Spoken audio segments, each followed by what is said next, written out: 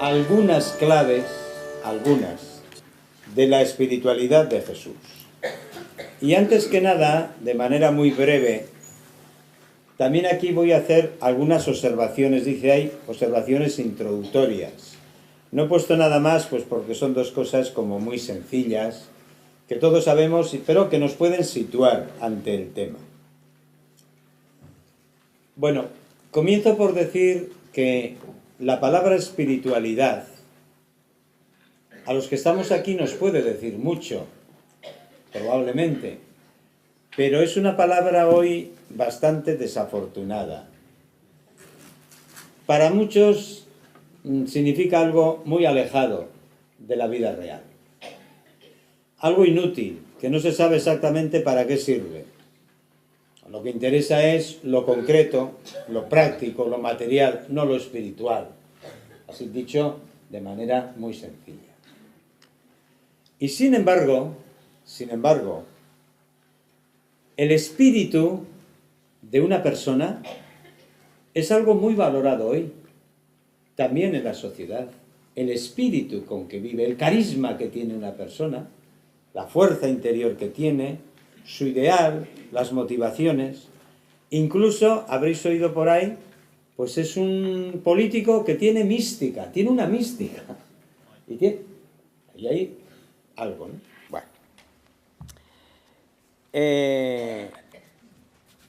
La espiritualidad, en su sentido más amplio, pues consiste en vivir realmente con espíritu, no de forma inconsciente, no de forma automática, vacía.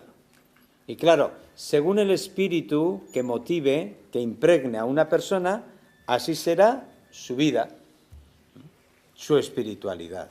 Lo que ocurre es que se puede vivir con espíritu franciscano y se puede vivir con espíritu capitalista.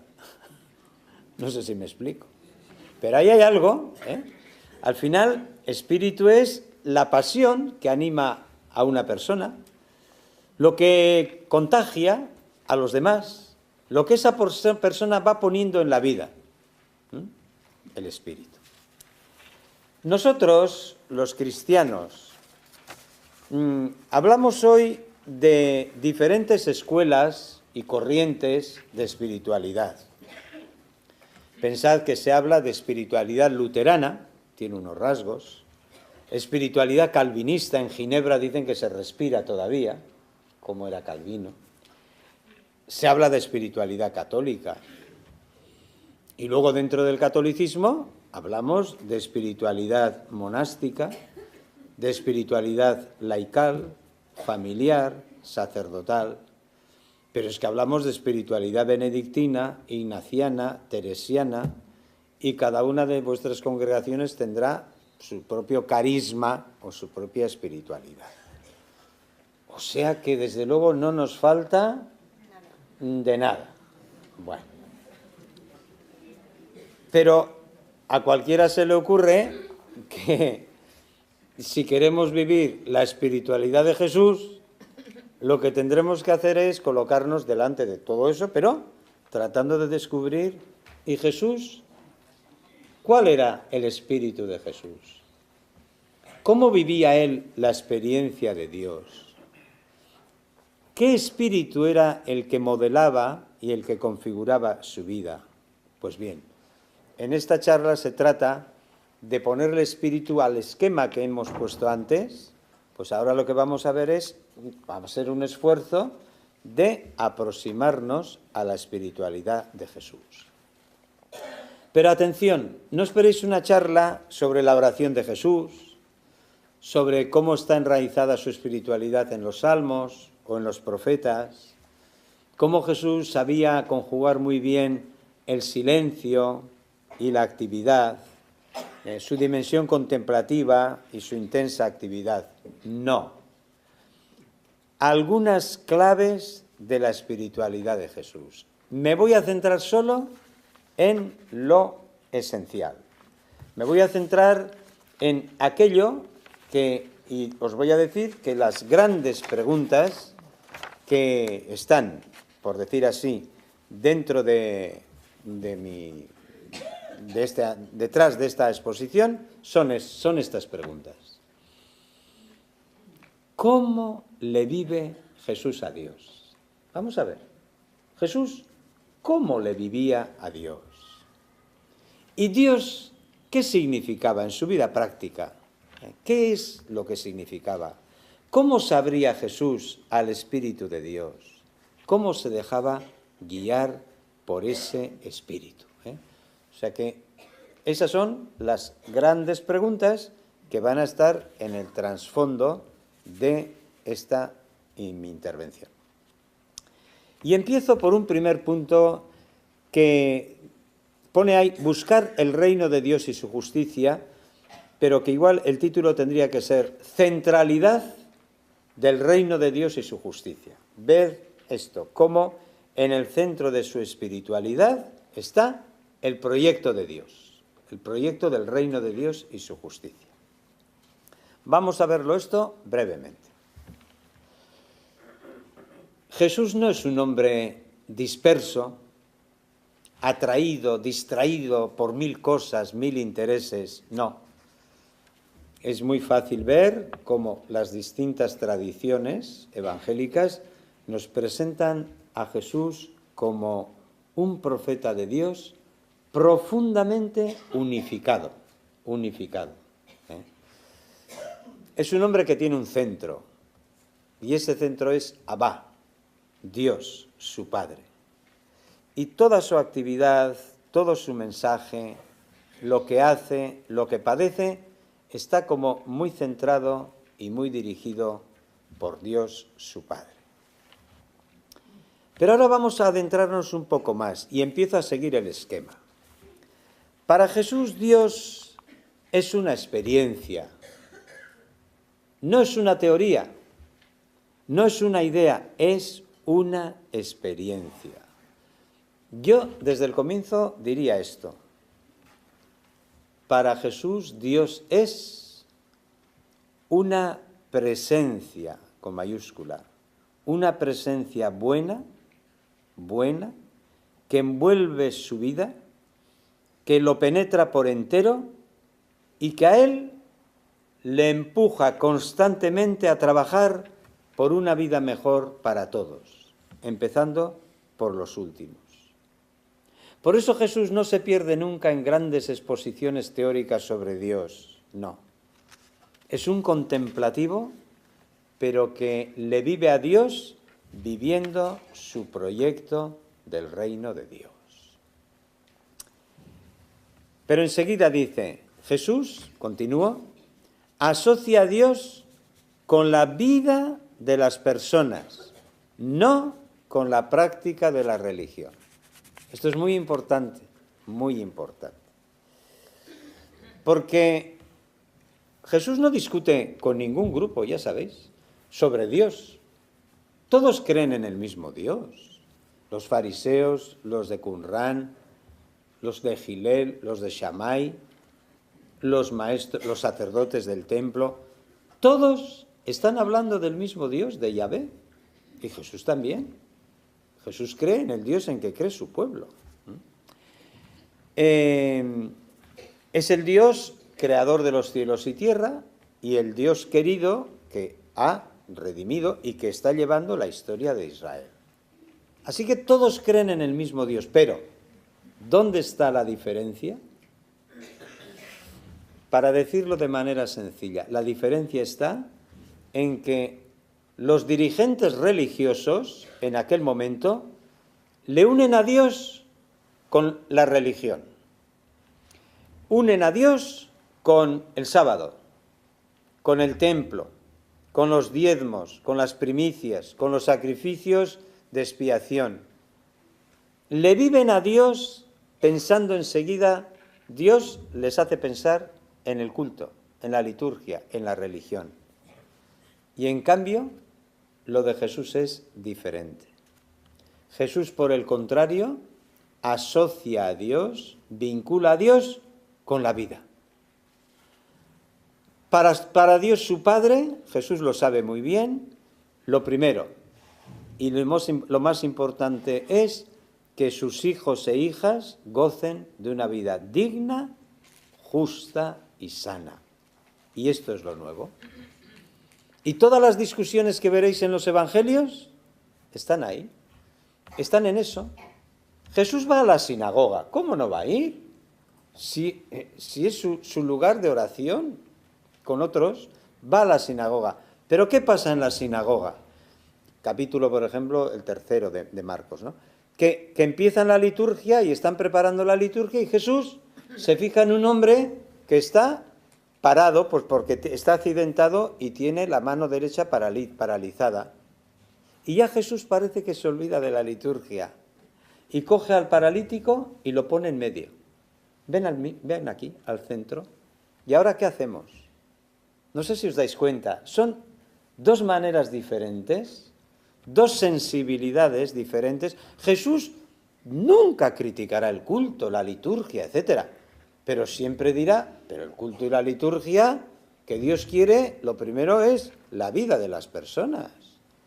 Y si le critican, los sacerdotes están preocupados y los maestros de la ley de que Jesús cura el sábado. Y Jesús contesta, pero bueno, pero es que lo principal es que el hombre no ha sido criado por amor al sábado, a una ley religiosa. Es al revés. Esta ley religiosa está creada para el bien del hombre. ¿Os dais cuenta? Eso, para ser cristiano, hay que cambiar esto, ¿eh? Lo primero de cualquier culto, de cualquier religión, es que esté orientada hacia la vida de las personas. Y por eso, si leéis el capítulo 4 de Lucas, es una gran composición. Jesús está en la sinagoga de Nazaret y fijaos lo que dice, aplicándose a sí mismo unas palabras de Isaías. Dice esto, texto muy importante en Lucas, es un programa de vida espiritual. Dice, el Espíritu del Señor, estamos hablando de espiritualidad, el Espíritu del Señor está sobre mí y me ha ungido, me ha empapado. Jesús se siente lleno del Espíritu de Dios. Y, a continuación, me ha enviado a anunciar a los pobres la buena noticia, a proclamar liberación a los cautivos, la vista a los ciegos, a dar libertad a los oprimidos, a proclamar un año de gracia del Señor a los desgraciados. O sea que Jesús se siente lleno del Espíritu y el Espíritu le lleva no al desierto, no al templo de Jerusalén, le lleva a donde están los que sufren. Esto es clave. La espiritualidad cristiana, luego pues vendrá la benedictina, la carmen, bueno, todas, pero la espiritualidad cristiana, si nosotros vivimos animados, ungidos, empapados con el Espíritu de Jesús, nos llevará esa espiritualidad tarde o temprano a vivir cerca de los que más necesitan. Sean pobres, sean esclavos, sean oprimidos. Ahí nos llevará siempre. Por eso, digo ahí, a ver, sí, Jesús, el Espíritu lo conduce, etcétera, pero fijaros al final. Carácter central del reino de Dios en la espiritualidad de Jesús. Esto que voy a decir, yo le doy mucha importancia, lo que voy a decir ahora.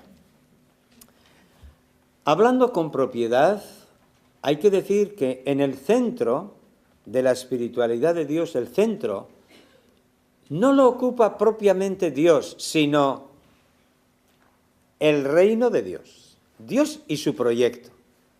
Quiero decir que a lo mejor nosotros lo podremos hacer, pero Jesús no podía. No podía separar nunca a Dios de su proyecto de una vida mejor y más humana para los hombres. No podía separar. Siempre que piensa en Dios, piensa en su reino de Dios, en su proyecto de transformar el mundo. Os pongo dos ejemplos. Observaréis que en el Evangelio Jesús no invita a la gente a buscar a Dios, Cuánta literatura, ¿no? A lo largo de estos 20 siglos, de distintos caminos, vías, grados de perfección para encontrarse con Dios. Nada de esto encontraréis en los evangelios. Porque Jesús no llama sin más a buscar a Dios, sino que llama a buscar el reino de Dios y su justicia. No sé si me explico. El reino de Dios y su justicia. A Dios lo buscamos cuando estamos comprometiéndonos en su proyecto del reino de Dios. Otro ejemplo. Jesús no utiliza la terminología de los profetas que hablaban de convertirse a Dios. Hay un verbo hebreo, shub, que es técnico, que utilizan todos los profetas. Hay que volver a Yahvé, hay que arrepentirse, convertirse a Dios.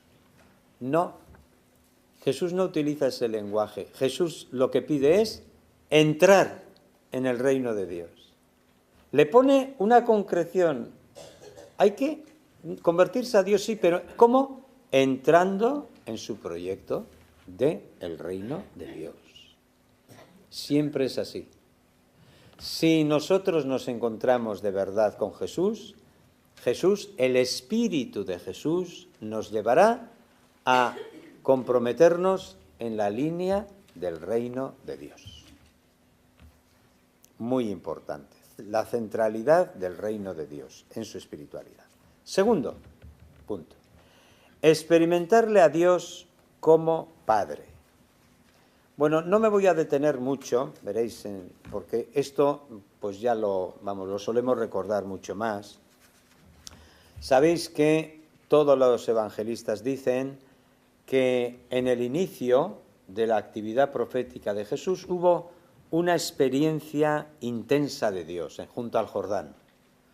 Junto al Jordán los evangelistas no solo hablan del bautizo de Jesús, dicen de distintas maneras que al salir del Jordán o en el momento del bautismo, etc., vivió una experiencia que le transformó a Jesús. ¿Sabéis que después de esa experiencia Jesús, no sabemos con toda certeza, pero no se quedó ya mucho tiempo en el Jordán, volvió a Galilea, le abandonó al Bautista, volvió a Galilea, no sabemos, pero de hecho no volvió a su trabajo de artesano, siguió luego a Cafarnaún y allí empezó su propio proyecto de anunciar el reino de Dios. Es decir, hubo una experiencia inicial en la que Dios le llamó a Jesús a vivir su propio proyecto, no simplemente como discípulo del Bautista.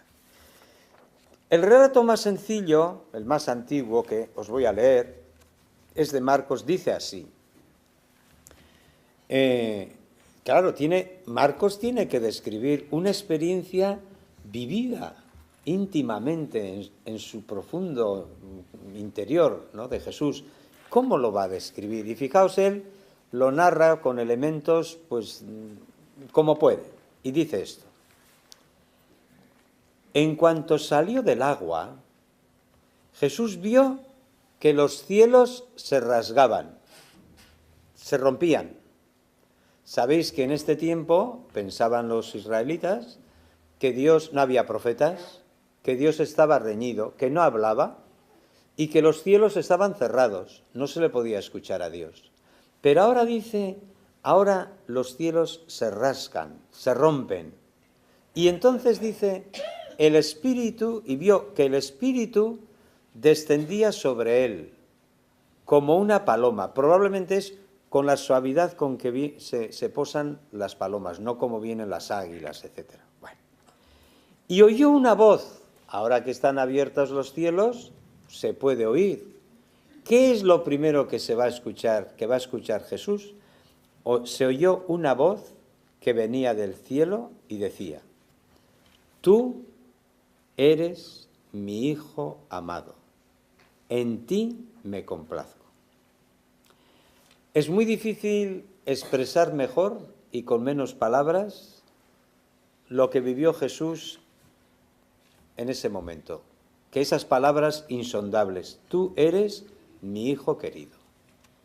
Recordad, en los tiempos de Moisés, a Moisés se le aparece Dios en la zarza ardiendo, se acerca allí tembloroso y sabéis que Dios le dice, yo soy el que soy. Misterio inefable. A cambio a Jesús no. A Jesús Dios no se le presenta como un misterio, se le presenta de otra manera. Tú eres mi hijo. Lo voy a parafrasear un poco, ¿no? Tú eres mío. Tú eres mi hijo. Tu ser entero está brotando de mí. Yo soy tu padre. Y además el texto os daréis cuenta que tiene un tono gozoso, entrañable, porque dice, eres mi hijo querido, en ti me complazco.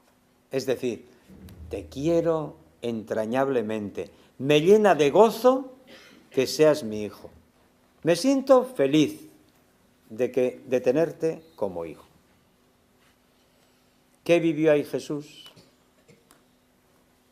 Ya es admirable que un evangelista con un relato tan sencillo, con elementos de tipos distintos, con recursos literarios diferentes, pues nos diga que Jesús en determinado momento se sintió lleno del Espíritu de Dios, pero el Espíritu de un Dios que le llamaba Abba, y que se le presentaba como Padre. ¿Cómo contestó Jesús? Respuesta de Jesús, Abba.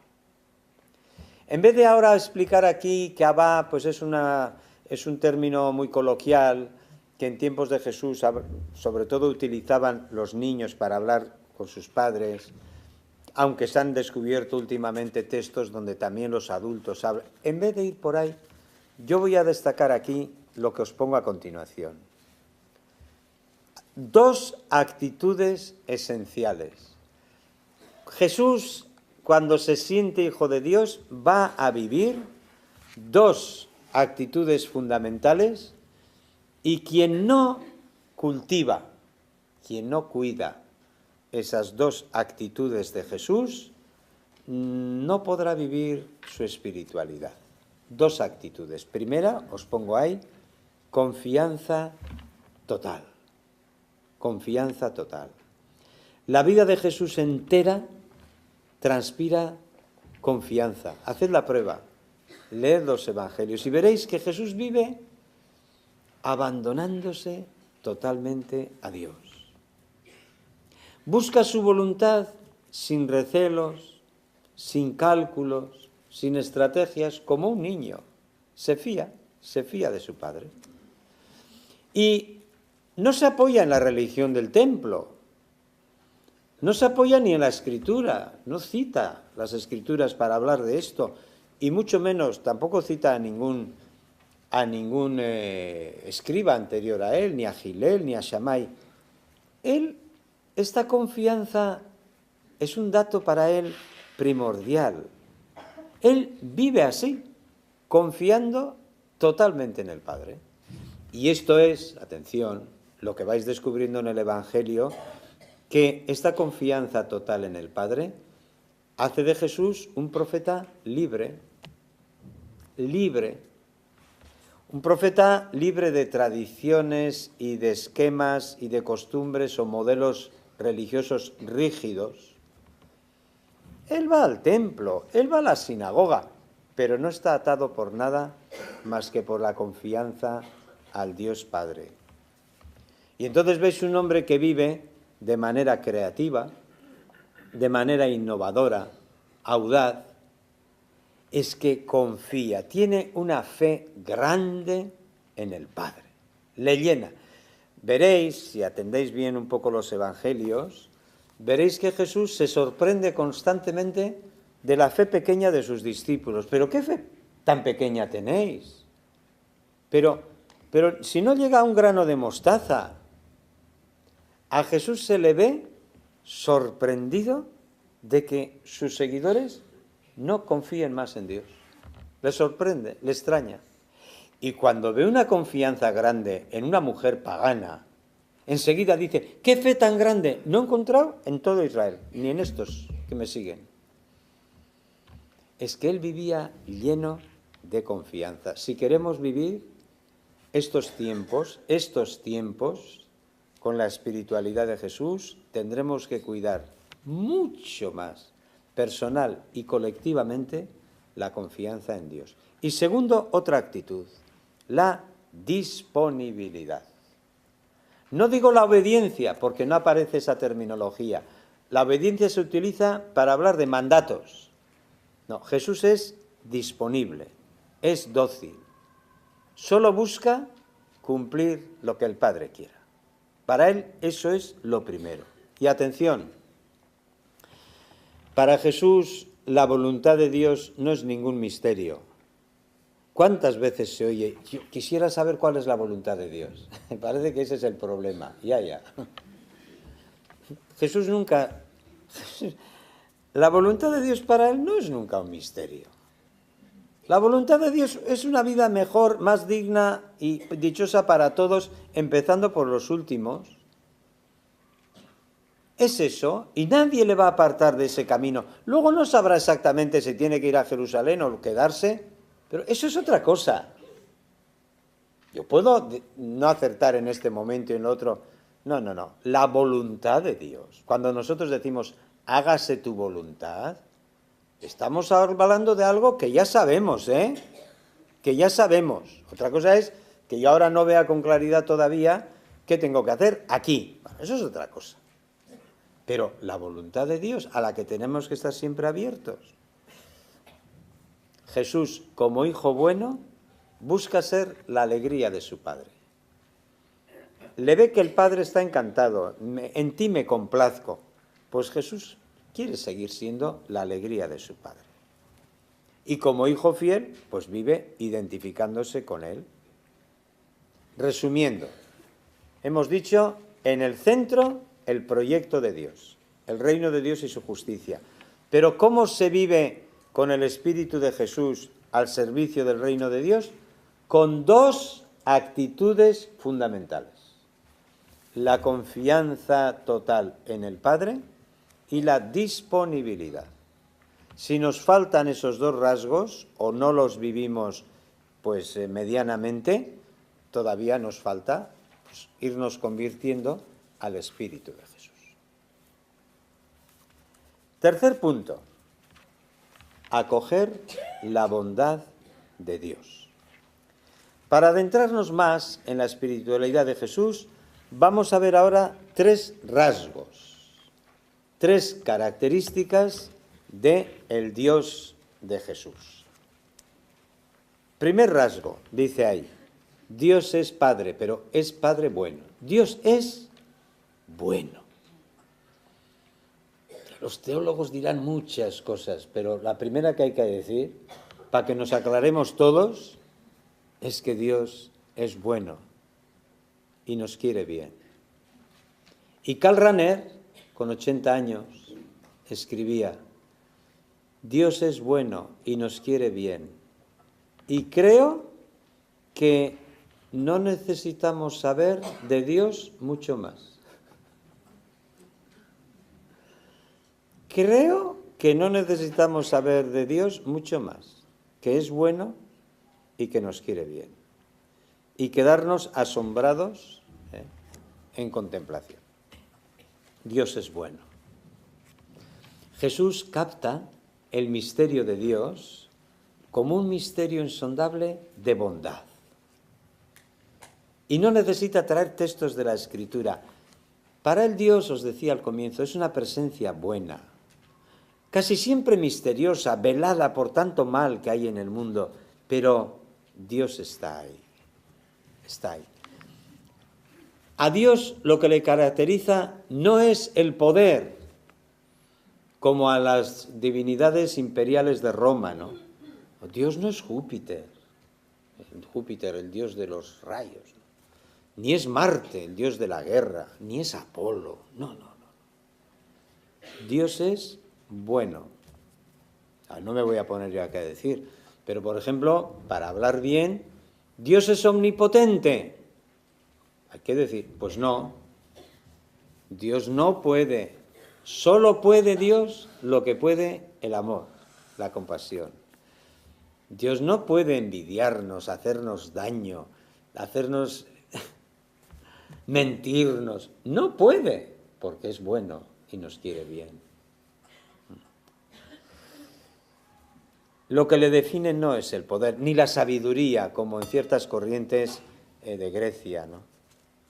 Yo lo digo así. No sé si a vosotras os pasará, a vosotros, ¿no? Pero cuando uno cierra los ojos y trata de ponerse ante Dios, y Dios es un misterio total, una realidad insondable, pues para Jesús lo insondable, lo que no podemos captar, lo que no podemos imaginar ni pensar, Él lo vive como un misterio de bondad total. Qué diferente es ponerse ante Dios misterio y tal, o ponerse ante Dios como misterio de compasión, de comprensión, de perdón, de bondad total. Dios es bueno. Y esto es algo que hoy el hombre y la mujer de nuestra sociedad necesita oírlo, sentirlo, pero de verdad. Y alguien lo tendrá que decir y lo tendrá que contagiar con claridad. Los teólogos tendrán su misión, pero probablemente nos pueden enredar y complicarnos más las cosas. En muchos casos así ha sido y seguirá siendo. Es muy fácil elucubrar y elucubrar cosas escapándonos de la bondad de Dios. Segundo, ese Padre bueno es un Padre cercano, no está lejos. Su bondad nos está envolviendo, porque está cerca, ya os he dicho, está irrumpiendo como compasión, y Jesús vive esta cercanía de Dios con una asombrosa sencillez, con espontaneidad. Y como Él ya ve que la gente no capta la cercanía de Dios, ¿sabéis que Jesús se dedicó? Gran parte de su actividad es hacer signos de bondad,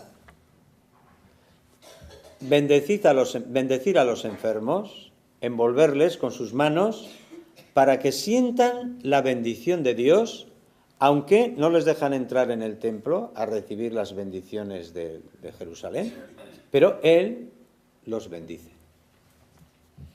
Y a los niños, los más indefensos, los más vulnerables, los abraza y entrañablemente contra su pecho, porque de ellos de los pequeños es el reino de Dios.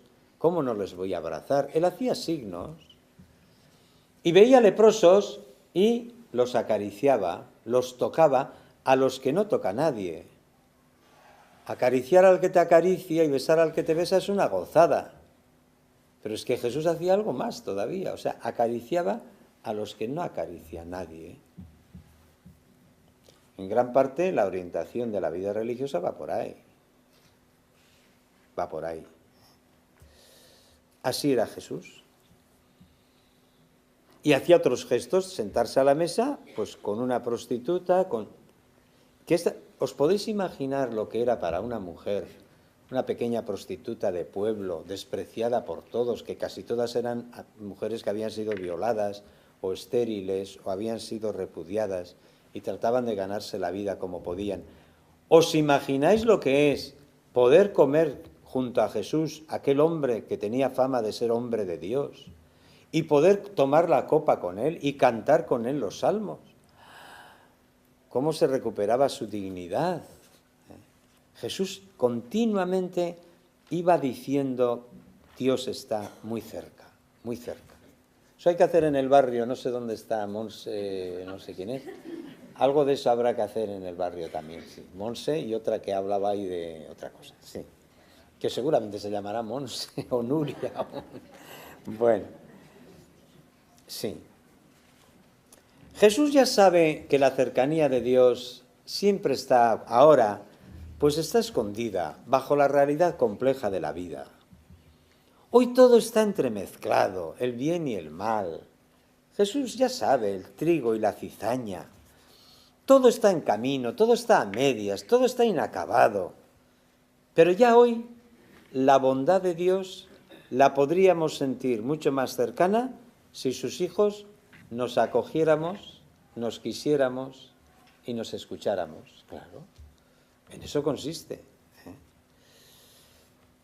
Y cualquiera, esto es muy de Jesús, cualquiera ya puede pertenecer a la religión que quiera y al ateísmo que quiera, pero cualquiera puede en cualquier momento abrir su corazón y desde lo secreto hablarle a Dios, cualquiera. No hace falta ir a Jerusalén ni al desierto. No se necesitan liturgias complicadas ni mediaciones rituales no sé qué. Dios no está atado a un templo, a una religión, no es propiedad de nadie. Dios es Dios. Yo me acuerdo en una cárcel de San Sebastián, en Martutene, cuando yo iba por allí y les decía cosas como esas, ¿no? No hay rejas, no hay funcionarios, no hay muros, no hay nada que te impida a ti hablar con Dios esta tarde. Nada. Y Dios está ahí, está contigo. La cercanía de Dios. Ese Jesús que decía, cuando oréis, decid, Padre de los cielos. Ese de los cielos quiere decir que no es el Padre de Jerusalén, no es el del monte Sión, ni es el del monte Garicín de los samaritanos, ni es... Dios es más grande que cualquier catedral, que cualquier mezquita, que cualquier sinagoga. Dios es Dios. No lo hagamos más pequeño. Los que creemos que Dios se ha encarnado, creemos que en toda carne, que en todo ser humano, acompañando su vida, está Dios. No lo hagamos más pequeño, ¿no? Cuando oréis, decid Padre, y ya estáis en comunicación con el Padre. Aunque seáis cojos y paralíticos y no podáis ir en peregrinación hasta Jerusalén a cantar salmos. Yo no hago más que colocar en el tiempo de Jesús y extraer cómo era Jesús. Tercero, ese Padre bueno, ese Padre cercano, es Padre de todos. De todos. Busca a cada persona, a cada hombre y mujer, allí donde está. Donde se encuentre, perdido o perdida. Nadie es insignificante para Dios, nadie. Esas parábolas, ¿no?, del pastor, etc. Dios a nadie da por perdido ni por perdida. Nadie vive olvidado por ese Dios, es de todos. Esa frase genial de Jesús, Dios, el que le cogía muchas veces el amanecer, rezando, orando y veía salir el sol, luego le salía en la calle, es que Dios hace salir su sol todos los días sobre los buenos y los malos, y manda lluvia sobre los justos y los injustos. Dios es así. Dios ofrece la vida a todos, es un regalo. No tiene esa tendencia nuestra a discriminar entre buenos y malos. Esto el mundo de hoy lo tiene que escuchar con claridad desde la Iglesia y desde todas partes. Dios no es propiedad de los buenos, ¿sabéis? Por si a alguien se le ocurre. Dios no es propiedad de los buenos, no es propiedad de los practicantes, no es propiedad de los que están casados regularmente. No, no, no. Dios hace salir su sol sobre buenos y malos. Cuidado, no sea que estemos anunciando a un Dios muy pequeñito, que no es el Dios bueno, cercano y de todos, como era el de Jesús. Claro, no penséis, esto que decía Jesús iba chocando con una mentalidad. Los salmos, fijaros qué oración los salmos, pero cuidado con los salmos. Y no penséis en esos grandes salmos que hablan de que hay que machacar a los niños. No, no, eso a cualquiera se le ocurre no decirle a Dios que machaque a nuestros enemigos, ¿no? Pero fijaos con la traducción de Alonso Shekel, por ejemplo, ¿no? El Salmo 103, fijaros, y es precioso, es muy conocido, lo rezáis. Como un padre siente ternura hacia sus hijos, así siente el Señor ternura. ¿Pero hacia quién es? El Salmo dice, hacia aquellos que le temen. Y hacia los que no le temen, ¿qué siente Dios? ¿Resentimiento? ¿Odio?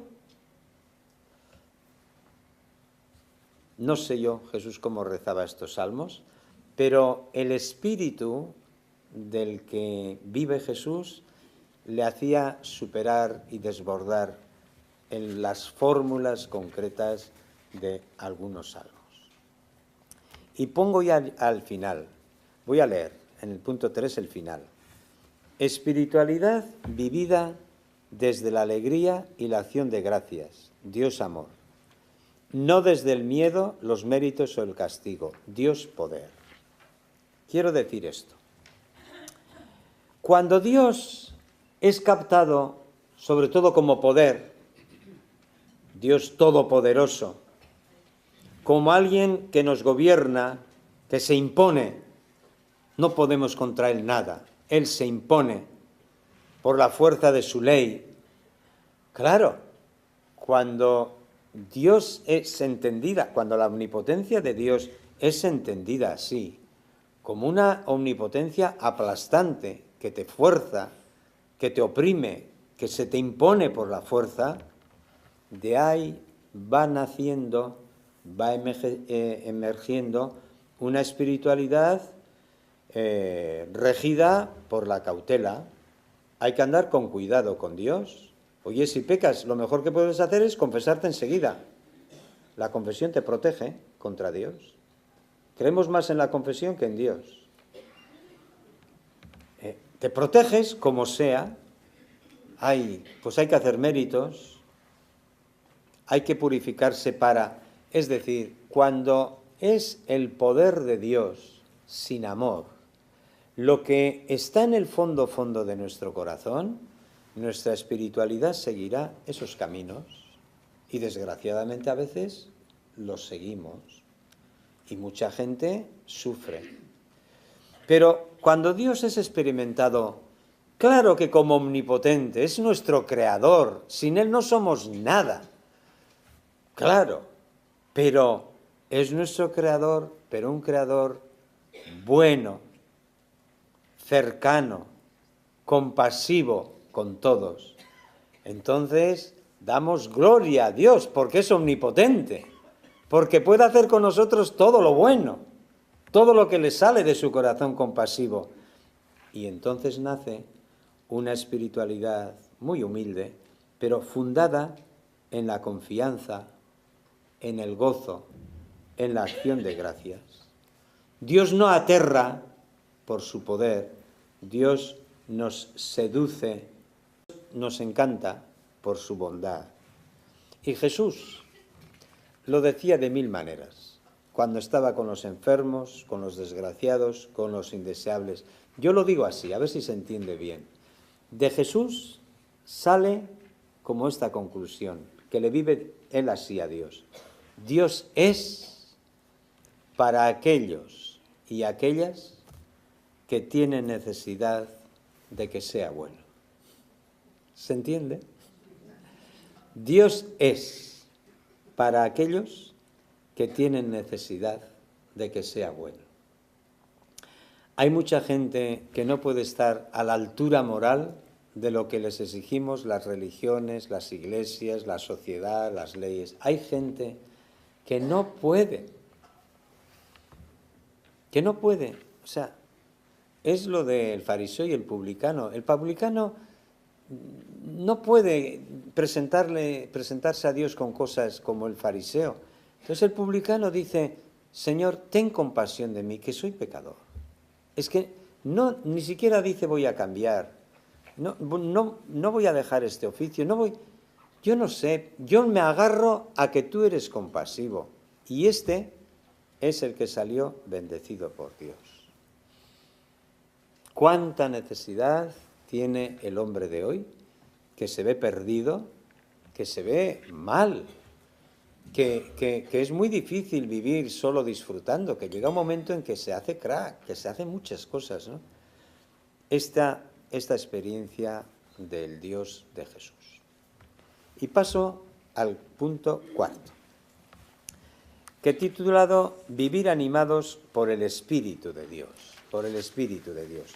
Y os pongo ahí, no sé si son 7, 3, 6, como 7 rasgos, porque en la escena del Jordán no solo oye Jesús la voz del Padre, tú eres mi Hijo querido, sino que siente que el Espíritu creador, el Espíritu que pone vida, el Espíritu dador de vida, viene sobre él. Y entonces, 7 rasgos. Primero, dice ahí, Dios, una fuente de cambio, espiritualidad transformadora del mundo. Ahora vienen ya rasgos de la espiritualidad de Jesús. El espíritu que Jesús lleva dentro, a él le hace vivir a Dios como un Dios de cambio. Dios es una fuerza poderosa de transformación. Dios es una presencia siempre incitadora, provocativa, interpeladora. Yo lo digo así, a Dios se le nota porque te atrae hacia la conversión. Cuando estamos en esos momentos que nos da todo igual, estamos alejándonos de Dios. Dios es siempre el que nos atrae a ser mejores. Dios no es una fuerza conservadora, es una llamada al cambio. He leído la frase, ¿no? El reino de Dios está cerca, cambiad, creed en esta buena noticia. Y es verdad, cuando se le acoge al Dios de Jesús, ya no es posible permanecer pasivos, porque Dios tiene un gran proyecto. Hay que construir una tierra nueva, tal como Él la quiere. Tenemos que cambiar nuestras vidas y orientarlas hacia una vida mejor. A los que lloran, Dios los quiere ver riendo. Y a los que tienen hambre, los quiere ver comiendo. Y a los que no tienen papeles, los quiere ver compartiendo la vida como ciudadanos iguales a nosotros. No es que al crear Dios a uno les crea con papeles y a otros sin papeles, eso lo hacemos nosotros. Dios quiere que las cosas vayan mejor y que cambien. Entonces, vivir la espiritualidad de Jesús es vivir cambiando la vida. No podré mucho, pero en grupos, en comunidades, podremos hacer algo, ¿no? Seguirla a Jesús, vivir de su espiritualidad, es vivir haciendo la vida mejor, haciéndola más humana. Segundo rasgo, precisamente, Dios, amigo de la vida. ¿Qué quiere la gente? ¿Vivir bien? Todos mis sobrinos me dicen lo mismo. ¿Vivir bien? ¿Vivir mucho? ¿Vivir todo? ¿Vivir bien? ¿Pero vivir qué? Pues no saben exactamente. Pero lo que busca el ser humano, no solo después de la muerte, ya desde ahora, es vivir una vida plena. Lo mejor que haya, todo el mundo quiere eso. Pues si algo quiere Dios es que se cumplan nuestros deseos de una vida buena. Si se entiende bien, se puede decir esta frase tan sencilla: cuanto mejor viva la gente, mejor se realiza el reino de Dios. A Dios no le interesa solo la salvación eterna, le interesa nuestra vida desde ahora, le interesa nuestro bienestar, la salud de las personas, la convivencia, la paz, la armonía de la pareja, el disfrute de la vida. Pero claro, todo eso fracasa. Y va fracasando por nuestra debilidad, por nuestra caducidad, por la enfermedad, por la muerte. Esta vida todavía no es la vida, pero ese Dios que desde ahora está buscando y es amigo de la vida, cuando un día terminemos en la enfermedad, en la muerte, en la desgracia, en lo que sea, Dios continuará por toda la eternidad cumpliendo lo que desde aquí está queriéndonos impulsar y está a lo que nos está queriendo invitar. Y al final Fijaos qué frase del Apocalipsis. Al que tenga sed, yo le daré a beber gratis de la fuente del agua de la vida. Esta frase es como para llorar de emoción.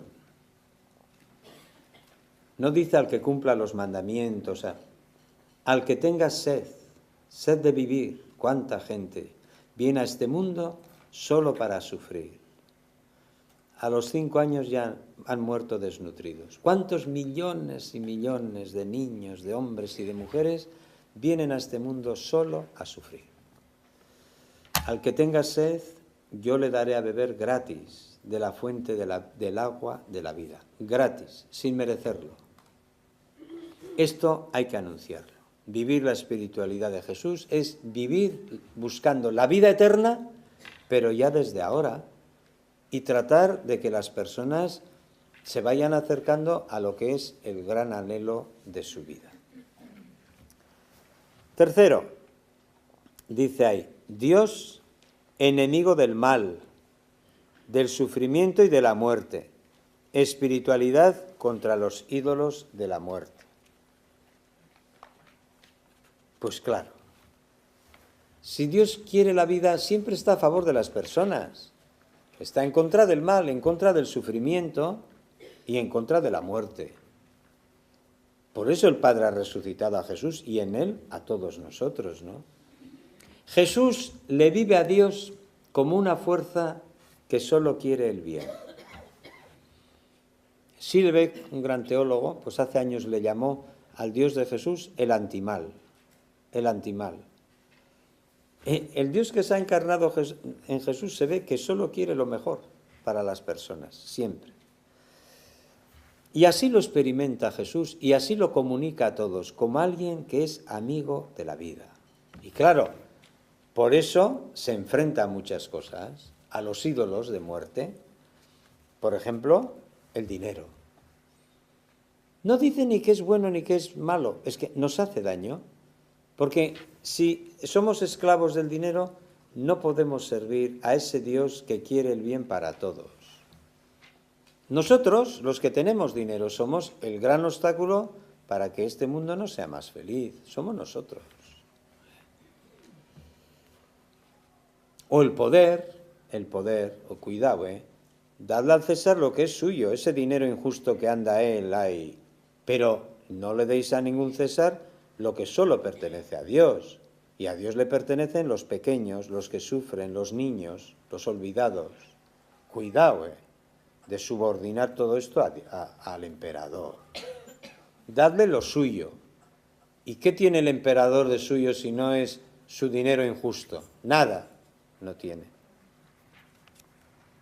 Vivir la espiritualidad de Jesús es vivir luchando contra costumbres, estructuras. No podremos mucho, sobre todo si andamos cada uno por su cuenta, pero poner otra línea, otra dirección. Costumbres que deshumanizan, maneras de vivir. Viene la Navidad. ¡Qué disparate! ¡Qué disparate! Ahora mismo me pasaría yo a febrero. Hay mayor disparate que recibirle nosotros cantando villancicos en la sociedad del bienestar y disfrutando de nuestro bienestar de una manera absurda. Esa es la manera de acogerle al Dios de los últimos, sabiendo que ese día de Navidad habrá 10.000 personas que habrán muerto desnutridas. Y al día siguiente también, y al día siguiente también. Mientras nosotros nos quejamos de que este año no vamos a poder comer el turrón 1800, el más caro, no sé qué, pues porque hay crisis. Ya quisiera tener la gente crisis, para no morirse de hambre, porque con nuestra crisis no se muere de hambre todavía. Cuarto, Dios fuerza curadora. Bueno, a Dios le interesa la salud. Os he dicho que la única manera que tiene Dios de ofrecernos su salvación eterna para que creamos es empezar a hacer una vida más sana, ¿no? Más saludable. Entonces, Jesús se dedicó a curar. Una vez un señor me dijo, claro, pero él tenía todo muy fácil. Y digo, no tenía tan fácil, ¿eh? Si no podía contagiar su fe, en su pueblo le hubiera encantado curar. Allí vivían sus amigos y amigas de la infancia. Pero no pudo hacer, dice Marcos, no digo yo. Todavía no lo han metido en ningún sitio a Marcos, o sea que sigue circulando. Y dice que no pudo hacer allí muchos milagros. Luego se acuerda y dice, sí, hizo unos pocos, pero es que les faltaba fe. Y cuando Jesús no podía contagiar su fe, pues no podía curar. Y me decía, es que nosotros no podemos curar. ¿Que no podemos curar? En la vida el hombre ha podido curar como hoy. Ya hubieran querido en Galilea poder curar como se cura hoy las enfermedades. Los milagros de curación no son una receta fácil.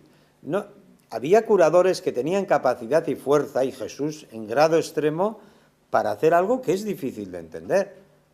Pero no podía todo.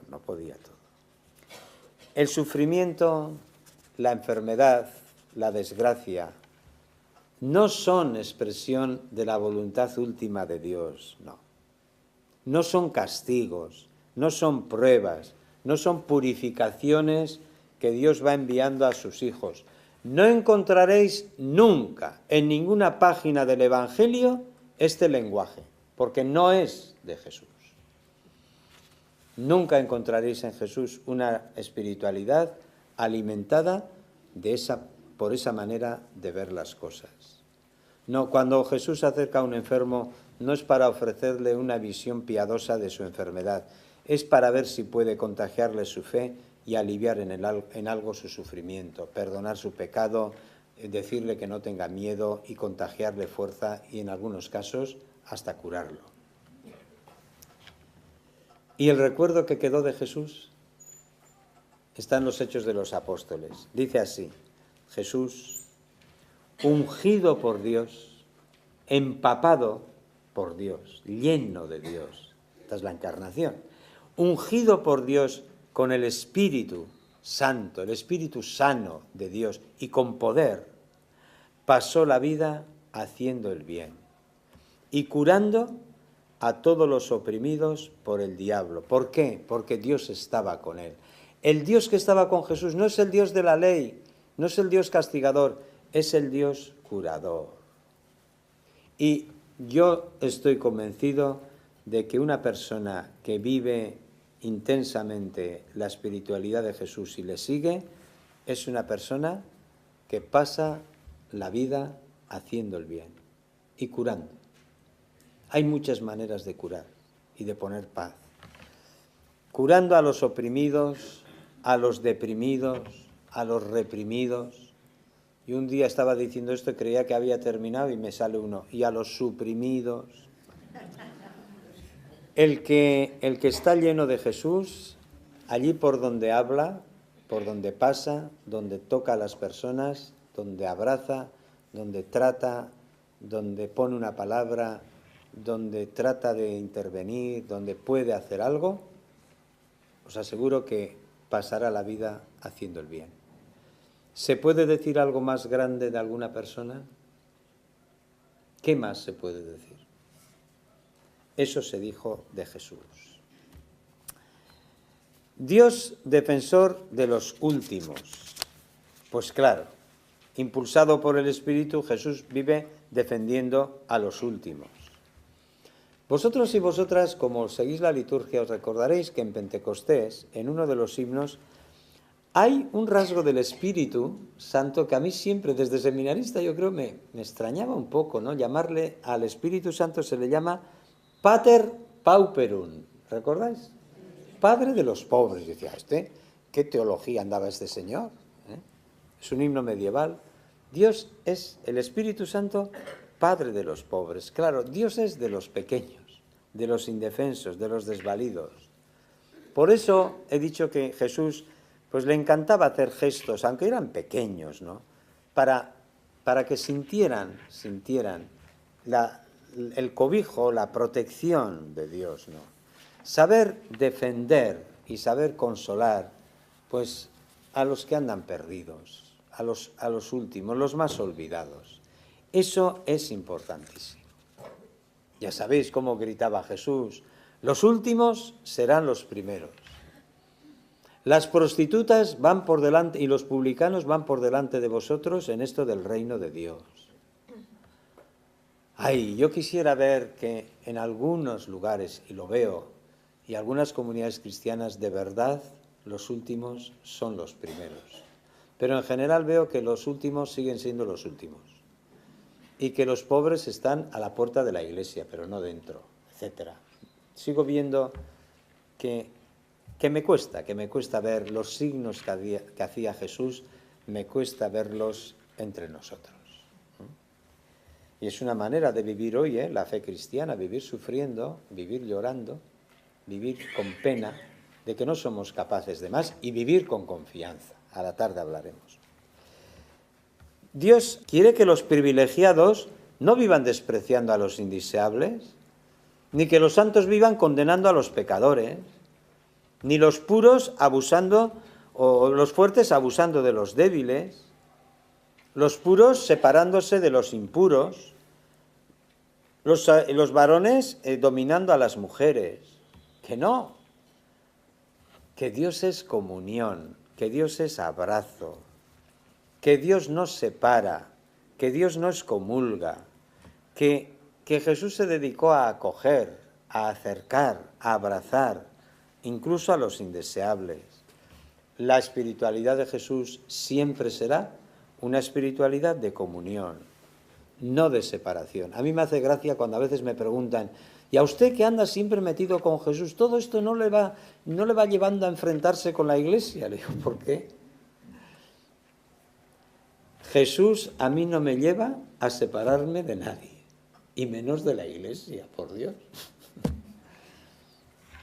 En la Iglesia está lo mejor que yo me he encontrado en la vida, porque en la Iglesia está la mejor cristiana que yo me he encontrado en la vida, y la que más ha influido en mí es mi madre.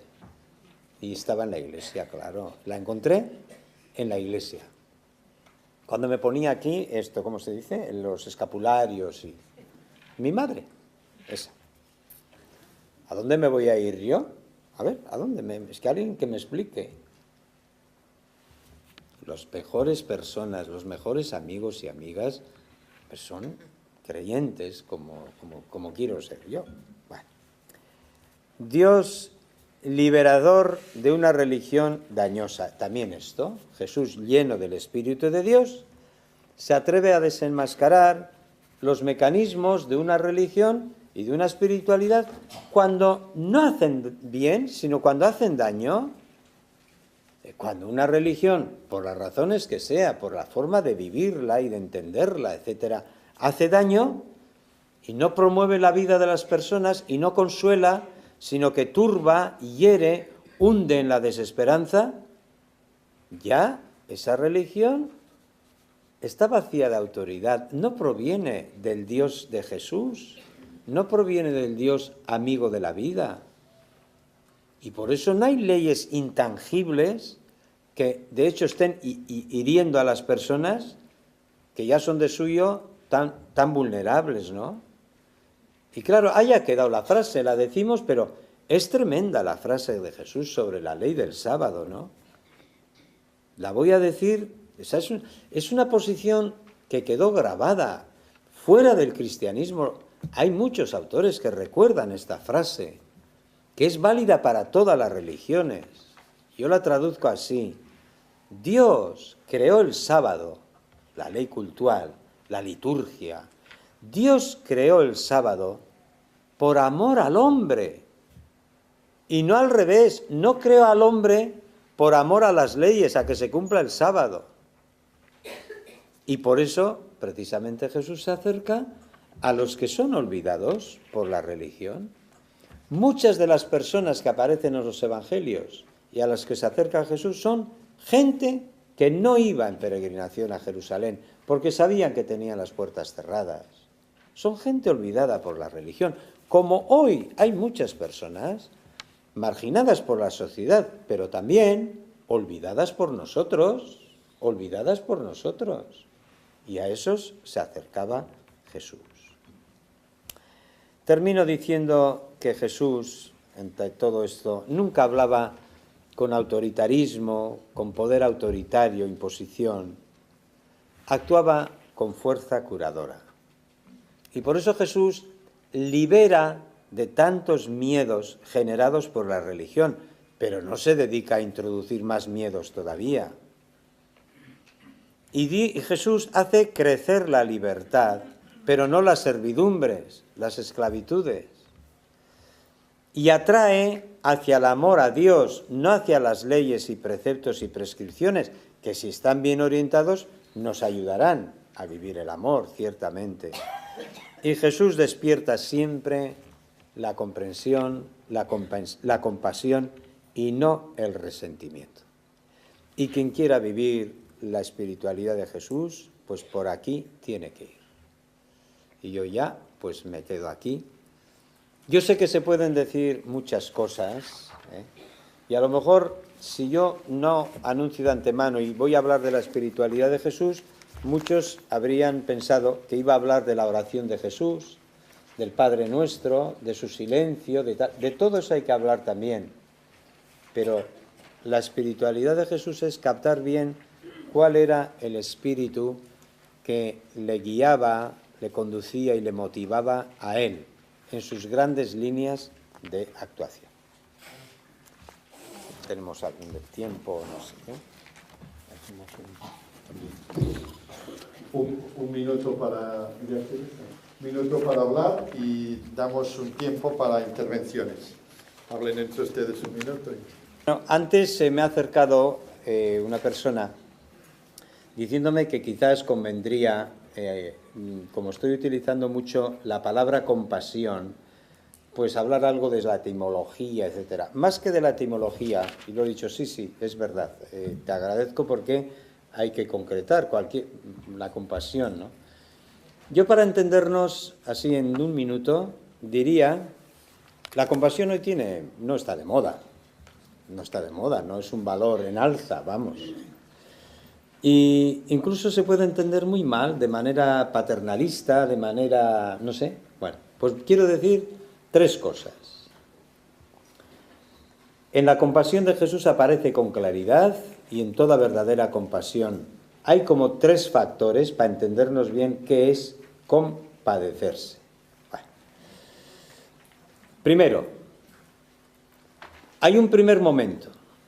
El que vive la compasión, lo primero que hace es dejar que el sufrimiento ajeno entre en mí. ¿Me explico? Que me afecte. Ser sensible al sufrimiento. Una persona puede ser sensible a la música, a la liturgia. Le gusta mucho la liturgia, muy bien. Pero es que Jesús era sensible al sufrimiento. O sea, primer paso, dejar que el sufrimiento ajeno pues entre en nuestra vida, nos afecte. No es cuestión de que nos hunda, porque no podremos luego hacer nada. Pero no pasar de largo. ¿Recordáis? El levita, el sacerdote, no da rodeos. Saber ver el sufrimiento y hacerle un sitio en mi corazón, en mi vida, en mis preocupaciones, en mi recuerdo, en mi oración, en mi evangelio, en mi vida religiosa, en todo. Porque si no, puedo vivirlo todo muy bien, pero sin compasión, Tremendo. Segundo momento, convertir ese sufrimiento que he hecho mío, que me duele a mí de alguna manera, hacer de ese sufrimiento interiorizado por mí un principio de acción, un estilo de vida. No solamente que hoy qué pena me ha dado hoy una mujer que he encontrado a la entrada del metro. No es eso solo. Sino que poco a poco yo tenga un estilo compasivo de vivir, que fácilmente me fije en los inmigrantes, que fácilmente me quede hablando con ellos, saludándolos. ¿Por qué? Porque en mí hay un estilo de vida. Otros han decidido vivir ni mirar, ni mirar. Problema, ante el semáforo, una mano, yo mirando para el otro lado. No tengo nada, yo ando con tarjetas. Bien, bueno, hay estilos de vivir. por lo menos le podrá mirar usted, ¿no? Saludarle y decirle, pues en este momento no, bueno, lo que sea. Bueno, pues ese segundo momento, hacer que ese dolor, ese sufrimiento, esa necesidad que me llega hasta adentro, poco a poco vaya convirtiéndose en un principio de vida, en un estilo compasivo de vivir, no un estilo duro, indiferente, etc. Y tercero, como es natural, tercero, que ese estilo de vivir no quede en teoría, que se concrete en gestos, pequeños a lo mejor, pero cosas que yo puedo hacer. Yo suelo decir, de cara a los grandes problemas mundiales, mi corazón puede estar abierto, puedo orar, puedo leer, enterarme, sensibilizarme, crear conciencia, pero no puedo mucho más. Mi corazón puede llegar, pero mis manos no, y mis piernas tampoco. Pero a lo largo del día, ese amor que yo no lo puedo concretar a nivel universal, lo puedo concretar en la escalera de mi casa, ante este anciano, ante este pobre niño, ante esta pareja desolada, porque es el accidente. ¿Me explico? El corazón abierto a todo, las manos, mi pequeñez, pues cercana a compromisos que pueda tener cerca. Esto me parece importante para no dejar ahí la compasión como un concepto vacío de contenido. ¿Se ha entendido esto? Bueno, pues seguimos hablando ahora, si queréis.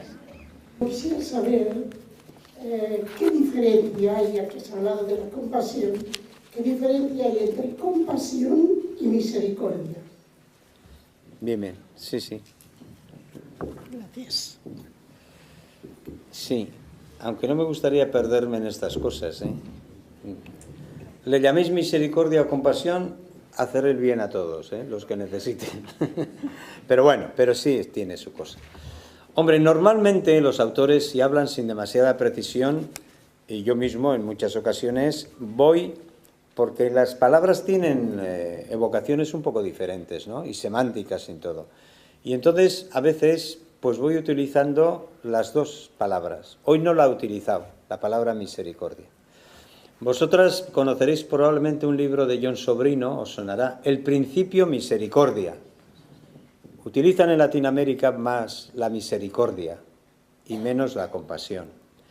La compasión puede tener un riesgo que entendamos de forma paternalista, pero, perdón, la compasión parece que lo podemos entender de manera pues muy paternalista. Pero la misericordia todavía ofrece más riesgos, porque parece que tiene misericordia el de arriba con el de abajo. A ver si le hace el favor, tiene unas connotaciones de que parece que el que tiene misericordia se abaja. A Dios le pedimos mucho, la misericordia porque está arriba y nosotros abajo. Ya tienen connotaciones las palabras. Quizás es bueno utilizar según cuándo las dos. Yo utilizo mucho más la compasión, porque la misma palabra, a partir del inglés compassion, está adquiriendo también en el castellano, pues la idea de compadecerse es padecer con el otro. Y eso nos acerca ya más al núcleo de las cosas. ¿Me explico? Compadecer en el sentido de padecer con el otro. Y la misericordia, pues parece que el rey ha tenido misericordia con el reo, el juez tiene misericordia con el delincuente. Bueno, pero todo hay que ver en su contexto. Aquí no sirven las reglas de gramática ni los estudios de semántica, hay que ver. Y sobre todo hay que explicar. Hay que explicar con ejemplos y con la vida. Pero no os preocupéis mucho de que sea misericordia o sea compasión. O sea que Jesús no creo que discutiría de esto ni medio minuto. O sea que vamos a... Pero está bien el que completemos las cosas. Sí.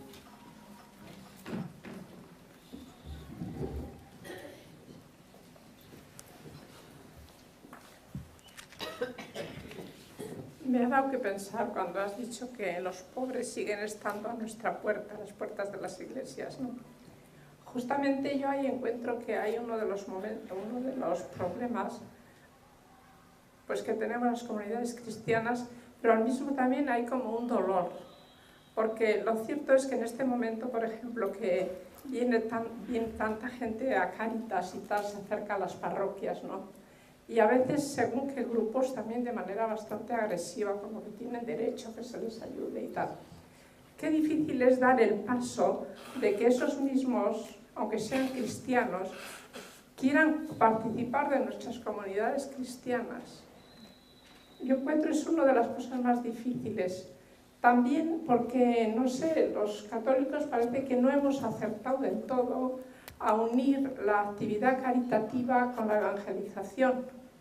Yo me doy cuenta de algún organismo, incluso en el que participo, que eran, cuando se crearon, eran de orientación perfectamente cristiana y de signos cristianos. Poco a poco se van como transformando ya en acciones como más humanitarias. Lo cristiano apenas aparece, por lo menos explícitamente, ¿no? Yo viví en Roma hace unos años una experiencia con las comunidades de San Egidio. Estas comunidades, por lo que sea, han acertado bastante en unir las dos cosas. Tienen en las periferias de Roma bastantes comunidades de base con latinoamericanos y tal, ¿no? Entonces yo aquí digo, pues sí, quizás hay un pecado por nuestra parte, pero al mismo tiempo hay un dolor. ¿Cómo acertar a unir lo que es acción caritativa con el anuncio gozoso de la buena nueva, ¿no? Es decir, de todas maneras, y yo también más o menos lo que tú decías, ¿no? Hay cosas que empiezan con una intención y una cristiana muy clara, y luego en la marcha pues se van convirtiendo, bueno, pero cuidado, porque a lo mejor lo cristiano no quiere decirlo explícito, sino que se les trate bien y que se les pueda ayudar con verdadera eficacia. Y suelo recordar yo por asociación de ideas, con algo que sí, tú no lo has planteado, pero yo sí lo quiero plantear, ¿no? Y es esto. Hay una escena en el Evangelio de Lucas, hay una escena que recordaréis todos, y es que los discípulos de Jesús ven a un hombre que está liberando demonios, está expulsando demonios, y lo hace además en el nombre de Jesús. Pero los discípulos se preocupan, le quieren prohibir. ¿Sabéis por qué? Porque no es de los nuestros. Y van a donde Jesús con tan grave problema. Oye, le dicen a Jesús, ahí hay uno que está curando a la gente, expulsando demonios, además en tu nombre. Ya le hemos dicho, porque porque no es de los nuestros. Fijaos, qué disparate. A los discípulos, ¿cuánto recorrido tienen que hacer estos discípulos? A los discípulos no se alegran de que la gente se cure. Están pensando en su grupo. Que se sepa, que crezca. Oye, Jesús dice, pero yo lo voy a decir. ¿Habéis perdido la cabeza? ¿Qué decís? ¿Que está curando? Pues es de los nuestros. No está en contra. Todo el que hace lo nuestro. Oye, ya podíamos ser más. Claro. No es de los nuestros. No es que tú hayas dicho esto, ¿cómo se suele meter? Estamos haciendo esto. Oye, lo que hay que alegrarnos es de que haya mucha gente haciendo cosas, sean de los nuestros o no de los nuestros. Porque a Jesús le preocupa no es que sean muchos o pocos. Ha curado al endemoniado de Gerasa, y aquel pobre hombre le dice, anda en el monte a solas, viviendo en sepulcros, y aquel pobre hombre una vez curado le dice, Señor, yo te siga, déjame que yo te siga. Y Jesús le dice, no, hombre, tú vete allí, diles lo que Dios ha hecho contigo, y empieza un poco a disfrutar de la familia. Jesús no tiene ni un sentido de pastoral vocacional. No le interesa, si somos uno más, si somos uno menos, los nuestros. Claro, todo el mundo hace pastoral vocacional para los suyos, claro. Bueno, no sé, hay más cosas, pero hay más cosas. ¿Me entendéis? No, si lo importante no es el número. Lo importante no es Cáritas. Lo importante hay Cáritas, muy bien. Hay Cáritas, muy bien. Esto de bienestar social del ayuntamiento, que es del PSOE. Pues muy bien. Porque está curando. ¿Está ayudando? Sí. ¿Está ayudando? Bendito sea Dios, son de los nuestros. A no ser que lo dejemos el Evangelio a un lado y ya está. El Evangelio tiene intuiciones, pero de una luz tremenda.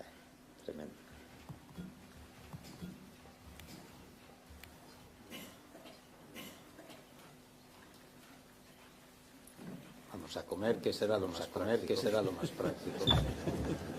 Bueno, Joan speaks gràcies. I ara pausa fins a dos quarts de quatre. Començarem la última, tercera i última. On profites que tomen el seu dit. ¿Qué espíritu era el que modelaba y el que configuraba su vida? Pues bien, en esta charla se trata de ponerle espíritu al esquema que hemos puesto antes. Pues ahora lo que vamos a ver va a ser un esfuerzo de aproximarnos a la espiritualidad de Jesús. Pero atención, no esperéis una charla sobre la oración de Jesús, sobre cómo está enraizada su espiritualidad en los salmos o en los profetas, cómo Jesús sabía conjugar muy bien el silencio y la actividad, su dimensión contemplativa y su intensa actividad. No. Algunas claves de la espiritualidad de Jesús. Me voy a centrar solo en lo esencial. Me voy a centrar en aquello y os voy a decir que las grandes preguntas que están, por decir así, dentro detrás de esta exposición son estas preguntas. ¿Cómo le vive Jesús a Dios? Vamos a ver. Jesús, ¿cómo le vivía a Dios? ¿Y Dios qué significaba en su vida práctica? ¿Qué es lo que significaba? ¿Cómo sabría Jesús al Espíritu de Dios? ¿Cómo se dejaba guiar por ese Espíritu? O sea que esas son las grandes preguntas que van a estar en el trasfondo de esta mi intervención. Y empiezo por un primer punto que pone ahí: buscar el reino de Dios y su justicia, que motive, que impregne a una persona, así será su vida, su espiritualidad. Lo que ocurre es que se puede vivir con espíritu franciscano y se puede vivir con espíritu capitalista. No sé si me explico.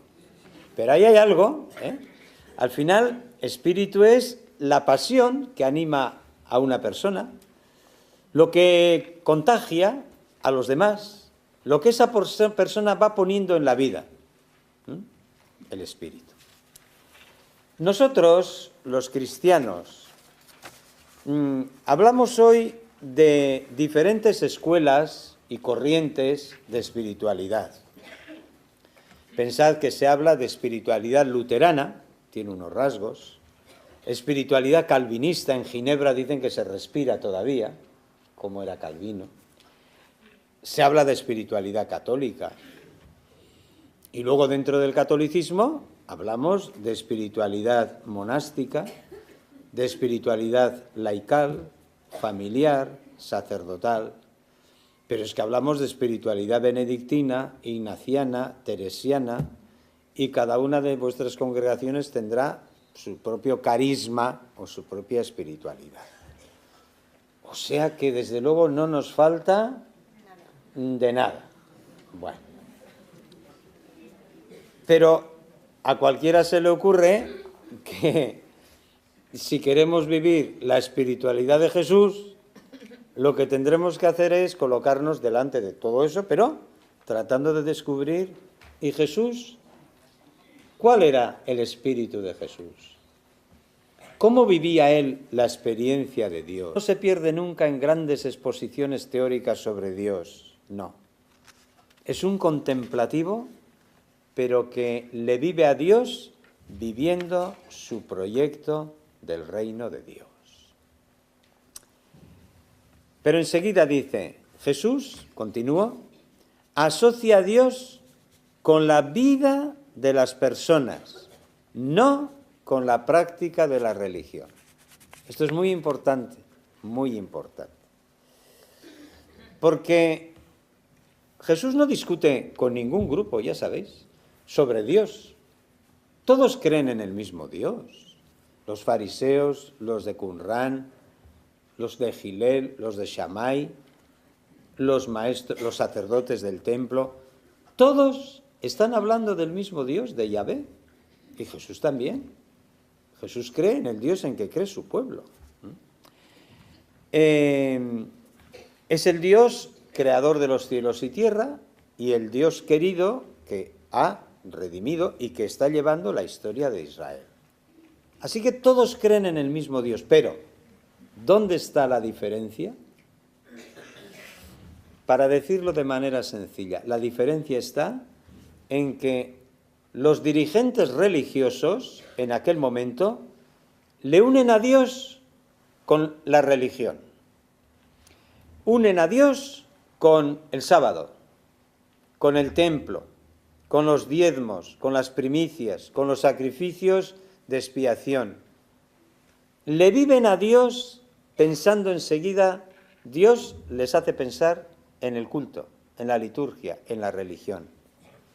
Y en cambio, lo de Jesús es diferente. Algunas claves, de la espiritualidad de Jesús. Y antes que nada, de manera muy breve, también aquí voy a hacer algunas observaciones, dice ahí, observaciones introductorias. No he puesto nada más, pues porque son dos cosas como muy sencillas, que todos sabemos, pero que nos pueden situar ante el tema. Bueno, comienzo por decir que la palabra espiritualidad, a los que estamos aquí nos puede decir mucho, probablemente, pero es una palabra hoy bastante desafortunada. Para muchos significa algo muy alejado de la vida real. Algo inútil, que no se sabe exactamente para qué sirve. Lo que interesa es lo concreto, lo práctico, lo material, no lo espiritual. Así dicho de manera muy sencilla.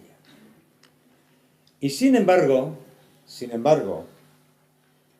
el espíritu de una persona es algo muy valorado hoy, también en la sociedad.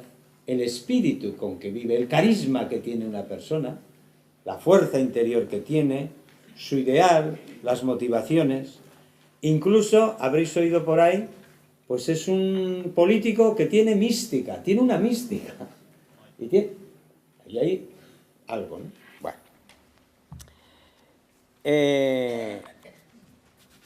La espiritualidad, en su sentido más amplio, pues consiste en vivir realmente con espíritu, no de forma inconsciente, no de forma automática, vacía. Y claro, según el espíritu, pero que igual el título tendría que ser centralidad del reino de Dios y su justicia. Ved esto, cómo en el centro de su espiritualidad está el proyecto de Dios, el proyecto del reino de Dios y su justicia. Vamos a verlo esto brevemente. Jesús no es un hombre disperso, atraído, distraído por mil cosas, mil intereses, no. Es muy fácil ver cómo las distintas tradiciones evangélicas nos presentan a Jesús como un profeta de Dios profundamente unificado, unificado.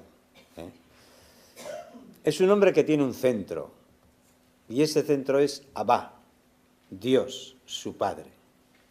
Y toda su actividad, todo su mensaje, lo que hace, lo que padece, está como muy centrado y muy dirigido por Dios, su Padre.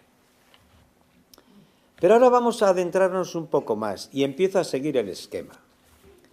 Para Jesús, Dios es una experiencia, no es una teoría, no es una idea, es una experiencia. Yo desde el comienzo diría esto. Para Jesús, Dios es una presencia, con mayúscula, una presencia buena, que envuelve su vida, que lo penetra por entero y que a él le empuja constantemente a trabajar por una vida mejor para todos, empezando por los últimos. Por eso Jesús no